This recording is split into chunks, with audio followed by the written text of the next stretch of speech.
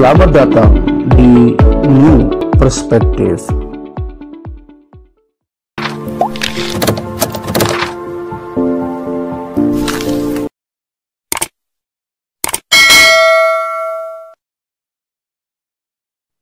Ya, menjadi pemateri terakhir ini selalu kebagian yang tidak enaknya begitu, karena hampir semua materi sudah disampaikan oleh kedua narasumber kita tadi, yang menurut saya perspektifnya sangat luar biasa ya.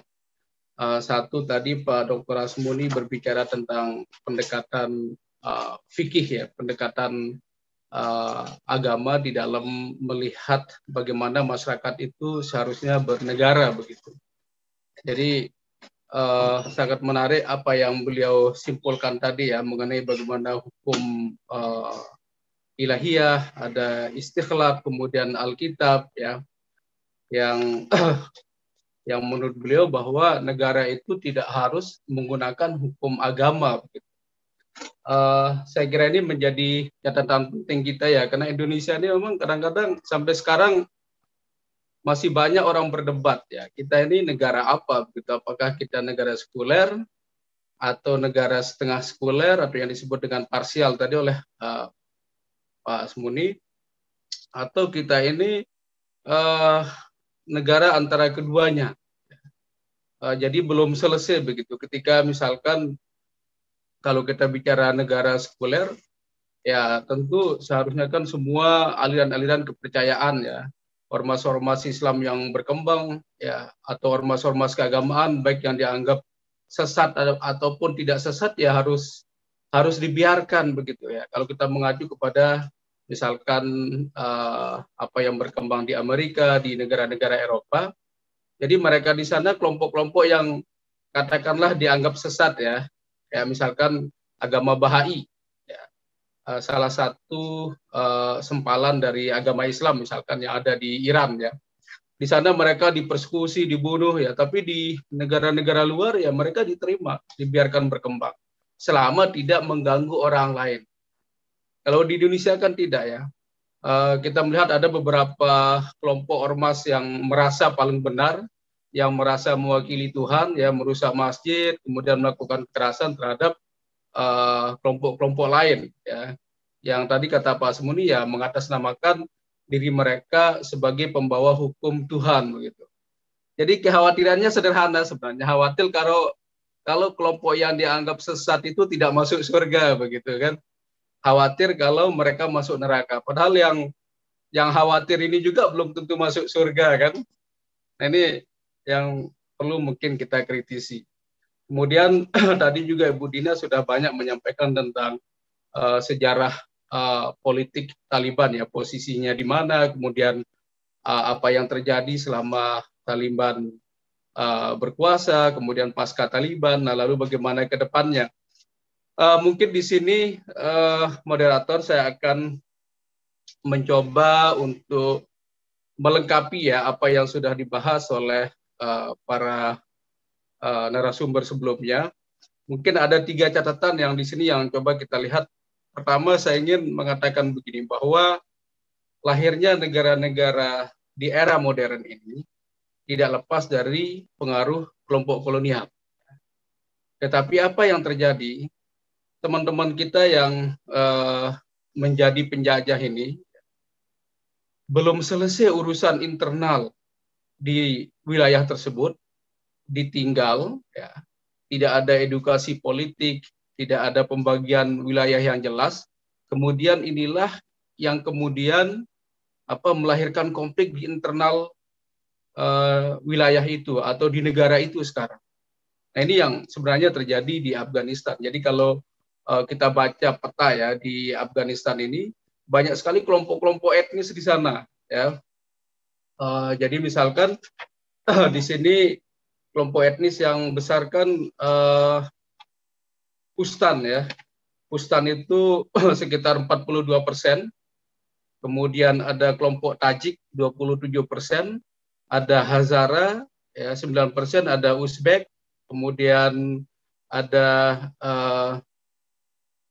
Simak ya, ada Turkmen, ada Baloch, dan beberapa etnis yang lain. Nah, kelompok-kelompok etnis inilah yang kemudian tidak berhasil saling mengakomodir atau sepakat membuat sebuah negara.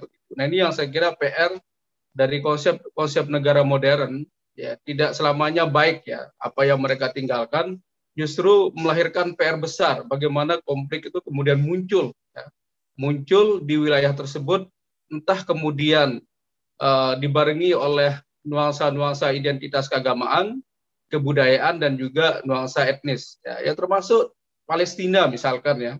Jadi Palestina juga menjadi salah satu wilayah yang tidak jelas pembagiannya oleh Inggris yang berkuasa pada waktu itu.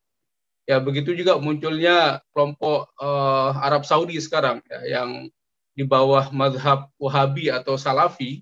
Jadi mereka kan juga didukung oleh Inggris, ya, untuk memberontak atau melawan kerajaan Turki Utsmani yang ada di Turki pada waktu itu yang menguasai Arab. Nah, ini saya kira bahwa pelajaran penting di sini, ini semua didesain oleh kelompok kolonial dan ada PR-PR yang tidak bisa terselesaikan. Apa yang terjadi juga di daerah lain, misalkan di Sri Lanka, ya. Kalau kita bicara Sri Lanka ini, saya kira sama kasusnya. Jadi kelompok etnis mayoritas yang berkuasa akan seringkali berkonflik, melakukan konfrontasi dengan kelompok-kelompok minoritas, sehingga yang muncul adalah apa yang disebut dengan genocide, ya. Jadi gejala pembersihan etnis begitu, karena mereka mayoritas, lalu kemudian mencoba membunuh, ya, membersihkan kelompok-kelompok etnis minoritas. Ini terjadi di Sri Lanka, kita tahu, ya, bagaimana Hindu dan Buddha perang di sana, ya. Kemudian yang terakhir, misalkan kasus Myanmar, bisa kita lihat teman-teman kita Rohingya yang sudah lama sekali di sana, tetapi karena mereka juga tidak jelas identitas kewarganegaraannya, kemudian ada kelompok mayoritas di sana, mereka juga mengalami penindasan. Nah, ini kritik kita bahwa konsep nasionalisme itu tidak selamanya kemudian melahirkan warisan-warisan yang baik, ya, lahirnya sebuah negara yang merdeka begitu. Nah, kemudian catatan saya yang kedua, di sini mungkin sedikit saya menyinggung sejarah Afghanistan. Jadi Afghanistan ini menarik, ya, kalau kita bicara sejarah. Jadi mereka dikenal sebagai graveyard of empires, ya. Jadi salah satu tempat kuburan kerajaan-kerajaan yang pernah mampir di sana. Jadi Afghanistan ini salah satu wilayah yang sulit sekali ditaklukkan.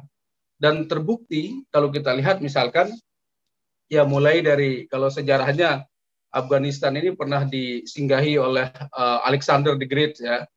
Kemudian ada juga kerajaan Mongol, lalu kemudian di era modern ada Uni Soviet, kemudian ada Amerika yang kemarin, dan mereka menyerah, ya, tidak bisa melanjutkan invasi,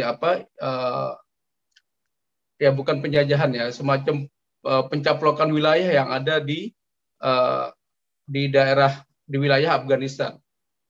Karena petarung-petarung Afghanistan ini sangat kuat, ya, mereka sangat kuat dan militansinya luar biasa.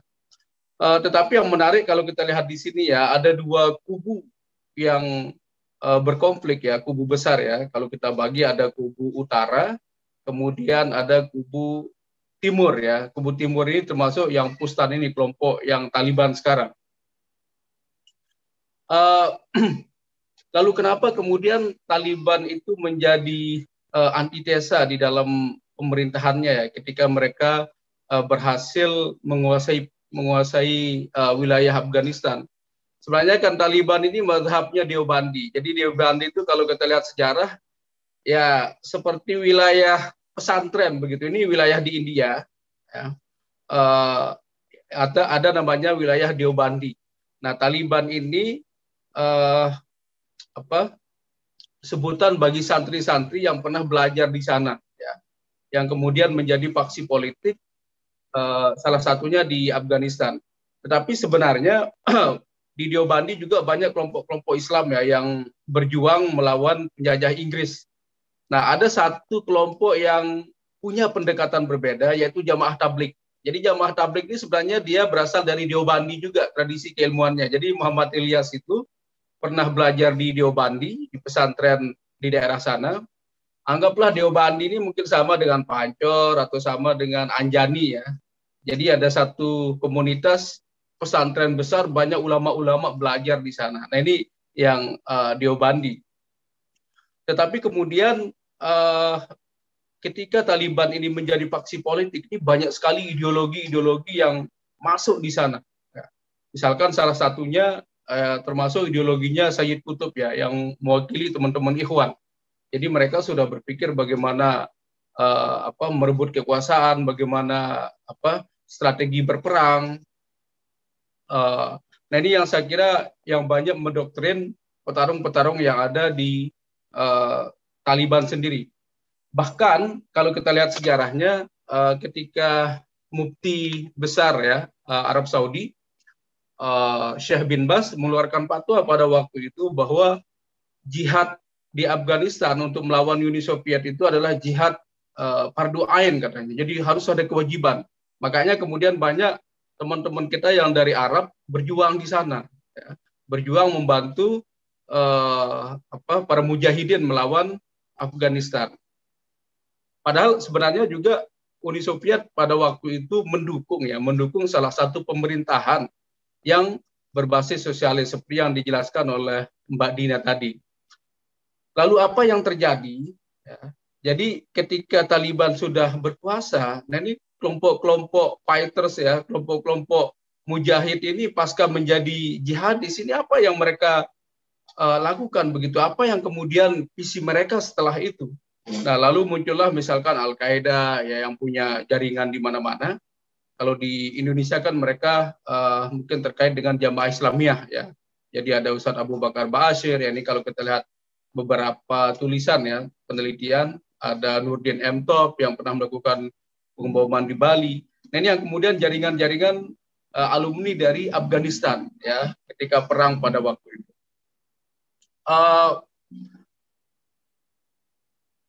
Nah, yang menjadi persoalan sekarang mengenai hukum syariah ini, saya kira Pak Asmuri tadi juga menjelaskan ya. Sebenarnya kenapa sih orang takut dengan hukum syariah begitu? Apalagi kalau sekarang ini kan kita menyebut khilafah itu seolah-olah mengerikan ya. Padahal kan khilafah itu artinya pemerintahan yang berbasis Islam. Apa bedanya dengan demokrasi misalkan ya? Tetapi dengan kondisi politik kita juga di Indonesia, kalau kita lihat ya bagaimana pemerintah kemudian membubarkan HTI, kemudian membubarkan FPI yang dinilai tidak hanya sangat fundamentalis ya, konservatif di dalam pandangan politiknya, tetapi juga dianggap sebagai ancaman karena mereka membawa ide khilafah tadi itu. Ya. Nah ini yang saya kira mungkin perlu kita diskusi panjang lebar nanti, kenapa kemudian hukum syariah ini menjadi problem gitu. Padahal hukum Belanda juga tidak banyak melahirkan kondisi yang lebih positif ya. Misalkan di Indonesia banyak sekali kasus-kasus korupsi yang tidak selesai sampai sekarang. Kasus pembunuhan terjadi, kalau kita lihat di berita hampir setiap hari ada penculikan, pembunuhan. Nah menarik misalkan ya kalau Taliban ya menggantung para penculik ya di depan umum, ini kan sangat semacam shock terapi gitu, orang kaget wah gitu kan. Bisa jadi ini kan menjadi shock terapi juga bagi kelompok-kelompok kriminal begitu. Ya oke lah, kita bisa berdebat tentang hukum Islam ya, termasuk juga tentang khilafah di sini. Kenapa kemudian khilafah itu menjadi problem di dalam konsep negara modern? Karena memang mungkin sistemnya yang belum terformulasi dengan baik ya. Selama ini kan konsep khilafah juga dimanfaatkan oleh sekelompok keluarga begitu, menjadi oligarki kekuasaan. Ketika khilafah diambil, lalu kemudian keluarganya yang menjadi khalifah ya. Termasuk sejarah kita misalkan Kesultanan Jogja yang menggunakan istilah khalifah juga dari dulu ya. Sultan Solo, kemudian sultan yang ada di Kalimantan Timur ya, semuanya menggunakan gelar khalifah ya, khalifatullah. Nah,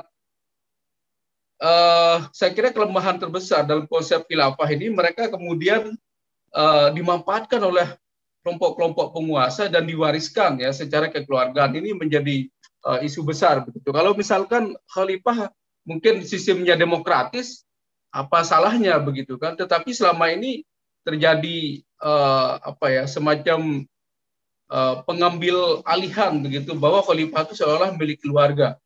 Ini yang saya kira menjadi problem tersendiri. Dan juga kalau bicara hukum syariah ya, banyak hal-hal yang kadang-kadang sangat gender bias ya. Misalkan di Aceh kan pernah heboh dulu ketika ada perempuan dibonceng dan mengangkang ya di belakang, itu dianggap haram begitu. Itu sesuai dengan hukum syariah. Memang di zaman Rasul ada orang mengangkang ini kan. Kalau misalkan mengangkang lebih selamat ya daripada dia harus di samping begitu, kenapa harus menjadi problem ya? Artinya bahwa produk-produk hukum syariah ini saya kira tidak terlalu produktif ya untuk konteks sekarang. Justru banyak kemudian merugikan kaum perempuan. Ya, kayak teman-teman Taliban inilah, bahwa perempuan nggak boleh sekolah, kemudian harus bercadar di ruang publik. Artinya kan bahwa perempuan dia tidak boleh kelihatan, nggak boleh punya identitas di ruang publik.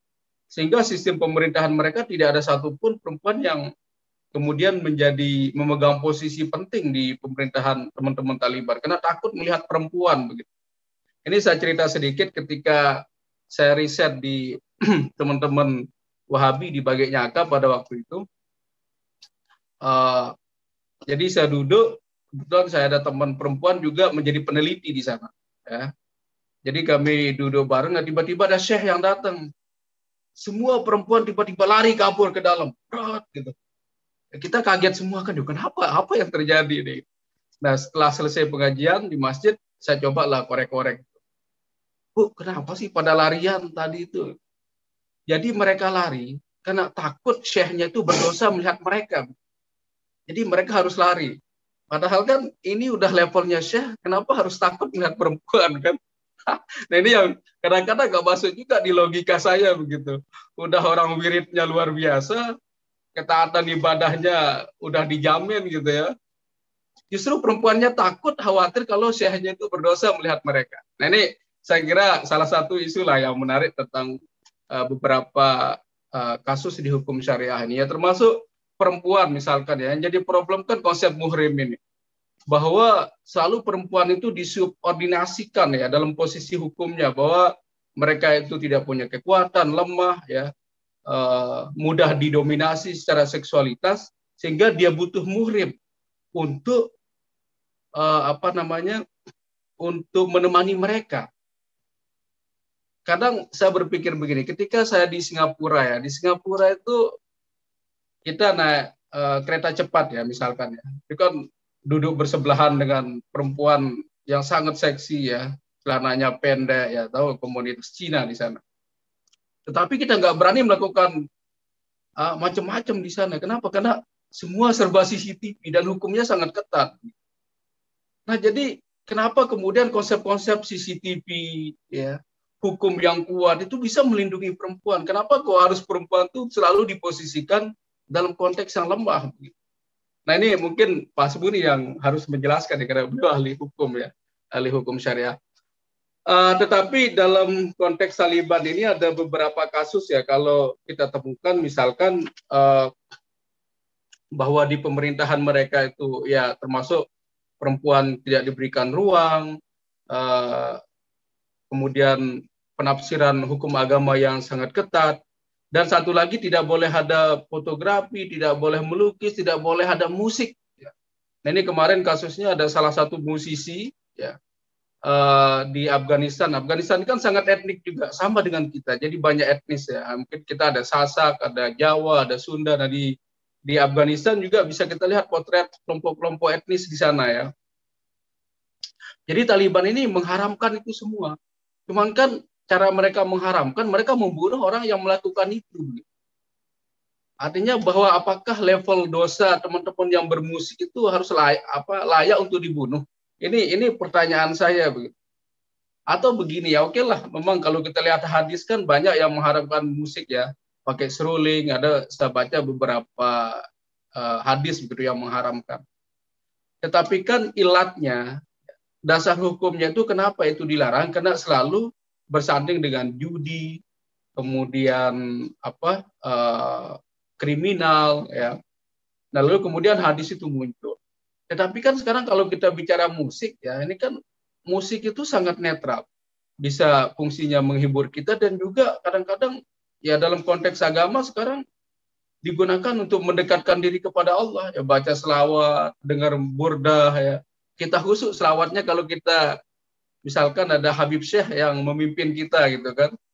Beda kalau kita selawat bersendiri, tapi kalau dengan musik ya mungkin lebih tenang. Artinya bahwa musik itu juga mendekatkan kita kepada Tuhan.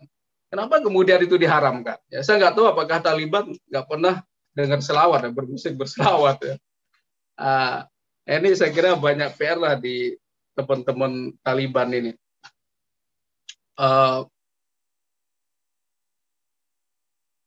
Kemudian mungkin yang terakhir ya, karena ini sudah mendekati zuhur.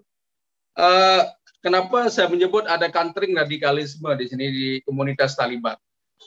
Jadi kita tahu di sana juga ada ISIS ya, ada ISIS di daerah Khorasan ya. Nah ini yang kemarin mengebom bandara di Kabul. Nah ternyata bahwa ISIS ini berlawanan dengan teman-teman yang ada di Taliban. Mereka beda beda agenda, beda kelompok yang juga ingin berkuasa.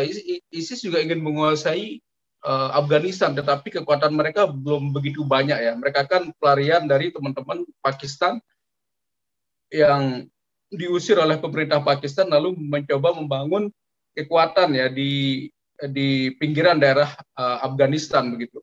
Nah ini menarik juga bagaimana kemudian salah satu jubir Taliban ya Suhail Shaheen mengatakan bahwa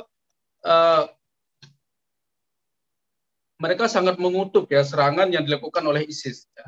Tetapi dia bilang bahwa itu wilayah Amerika yang diserang, artinya wilayah kekuasaan Amerika bukan wilayah kekuasaan Taliban, dan Taliban menjamin tidak akan ada serangan dari ISIS. Nah, artinya di sini bahwa Taliban juga mengecam begitu kelompok-kelompok ISIS ini. Nah, ini mungkin bisa kita diskusikan nanti mereka ini perbedaannya di mana. Ya tadi kan Pak Asmuni sudah menyebutkan ada ideologi Khawarij begitu yang mereka membolehkan membunuh orang lain di luar yang sepaham dengan mereka. Nah ini saya kira juga menjadi ancaman global ya. Kita tahu ISIS di Indonesia banyak sekali teman-teman kita yang terpengaruh ya, yang pernah terbang ke Suriah berjihad di sana. Mungkin bisa kita diskusikan lebih jauh nanti. Oke moderator, saya kira itu dari saya. Sekadar menambahkan diskusi dari kedua narasumber. Sekian, Assalamualaikum warahmatullahi wabarakatuh.